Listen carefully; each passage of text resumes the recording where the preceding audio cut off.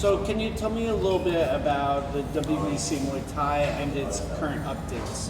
Yeah, so there's a lot going on with WBC Muay Thai USA. As you guys know, we're the fastest growing Muay Thai organization in the world right now, and it is popping. The infrastructure is incredible. Now we have 6 different regions with different regional representatives. We've got actually 10 or 11 of us that are going to the WBC Muay Thai Youth Summer Camp. The Youth Summer Camp is something that we've done for the last 2 years in San Diego, California, and we're bringing it over to Bangkok, Pattaya, and Ayutthaya, Thailand. It's going to be very, very exciting. We've got over 50 people in just 8 weeks' notice that are going to go out. They're going to first train at Superbond Gym with kids. We got about 22 kids and about 10 adults that want to train, and then also their parents as well. Then we're going to head over. We're going to see a traditional Muay Thai show at Ratchatham, and then we're going to see an entertainment show at one Lumpinee on Friday night, and then head over to Pattaya to Fairtex to train at Fairtex. While at Fairtex, we're going to do a in-gym development league type of scrimmage for our beginners, and a couple of them may do an amateur bout in Fairtex with judges from Lumpinee and Ratchatham Stadium. So it's an initiative that was created with the WBC Muay Thai and the TAT, and it's only going to get bigger and bigger. Next year, we anticipate 200 to 250 kids. It is going to be massive as we reach to every corner of the earth to help grow this sport, to really reach out to the youth, to empower them, to make them more confident, to really grow up ultimately to higher and higher level opportunities. Can you tell me a little bit about the pro rankings that are about to be released and or have been released? So last year we did the very first pro ranking, the WBC Muay Thai USA pro rankings, that had never been done before in the United States for pros with any organization. So we released our first ranking list last year, and it gave a template, it gave a base for promoters to now choose from within that top 10 for legitimate fights. Promoters have a tendency to, again, look to their own interests, and as they should be, but oftentimes what will happen is it'll be at the sake of maybe not creating the most or the best matchups. With a ranking, now you have to choose within that top 10 list, and those are the top fighters that then have to defend that. So the WBC now makes it mandatory that you have to defend it within 6 months. So with our pro rankings, we just released for 2024 our women's pro ranking. We had about 18. So total, we had about maybe 120 total pro fighters in the United States compared to about 10,000 amateurs, and only about 18 of them are women. So we really are trying to build up our women's ranks, from development to amateur to pro. Right now, again, our amateur ranking system is huge, or our amateur population is huge in the United States. We really want to create an ascension to help funnel them toward pro ranking and pro fights.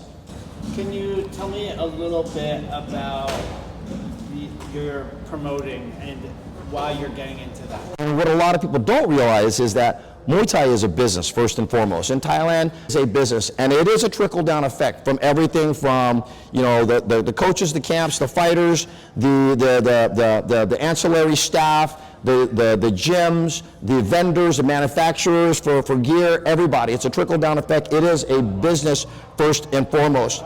What we find is a lot of promoters aren't very good business people, unfortunately. And so, just like boxing, if you look at boxing is sort of one and done. It's not a real league. What they'll do is, it's not regulated. Anybody could throw a boxing show. They just, register with the state, and all that money is pumped up. They look to extract as much money as they can from one show. What we want to do is create an actual league where people have an opportunity to fight within the United States itself. We have so much talent here in the United States that there's no reason that we shouldn't be able to now create these rotational bases in our own leagues. Can you tell me a little bit about the upcoming Major League show next week? So Major League Muay Thai is a promotion that's headed by WBC or former WBC Muay Thai heavyweight world champion Fabiano Aoki, who is now based in Phoenix, Arizona. The first iteration was in Phoenix back in February. There was another one done in Stockton, California, right down the street about a mile away from here. A little small one, a real soft opening. In San Francisco, we expect to have about 1,100 or 1,200 people at the San Mateo Performing Arts Center, just right outside the San Francisco International Airport. It is going to be huge. We've got 4 WBC titles on the line. We've got 1 WBC Muay Thai National Pro title between Ethan Geffen from New York City versus Travis Petralba from Long Beach, California / Honolulu, Hawaii, which is a classic battle between East Coast versus West Coast. You've got Mika Riloha from Mark Sagid's gym, from De La Soul Muay Thai from Sunnyvale versus a veteran, Fanny Tomasino, from Pinto Muay Thai in Las Vegas. That is going to be a barn burner banger. We also have 2 regional titles, amateur regional titles, from John Fernando from San Diego, California, from the boxing club under Jesse Magnuson, versus Keelan from Keelan from Omni Movement from Richmond, California. So again, NorCal versus SoCal to create a West Coast regional title. And then we have one more regional title after that, and it is going to be fire, absolutely fire. The regional titles are not belts. We don't want to oversaturate the market. It's really gotten ridiculous. We've created these gorgeous, gorgeous medals, super heavy. The attention to detail is all there. But what we want to do is to say these are our amateur title holders. This will allow us to now identify and recognize fighters from every corner of the United States, as opposed to guys from LA, as opposed to guys from New York. It's now guys from Seattle, guys from Chicago, guys from Miami. These guys are now going to be recognized as they win regional titles. They have to first defend it. Then, after they defend it and win, then they can contend for a national amateur title. In this way, we really try to keep the integrity of the brand, integrity of the sport at its very highest. And you recently went to Thailand for the WBC Amazing Muay Thai Festival at Lumpinee. Can you tell me a little bit about the experience there? You know, that was an incredible experience. It really has become incredible. We went down to Monterrey, Mexico for the America Games. This year we're going to do it again in November. We're rebranding it the Pan Am Championships. And we now have involvement not only with the United States and Canada and Mexico, but now Chile, Paraguay, Peru, Brazil, Colombia, Argentina. It's going to be huge. We expect about 350 athletes from North and Latin America for that as well. So fast forward, or going back to Bangkok in the beginning of this year in 2024, the Amazing Muay Thai Festival was absolutely incredible. Okay, it was done on the grounds at Lumpinee Stadium.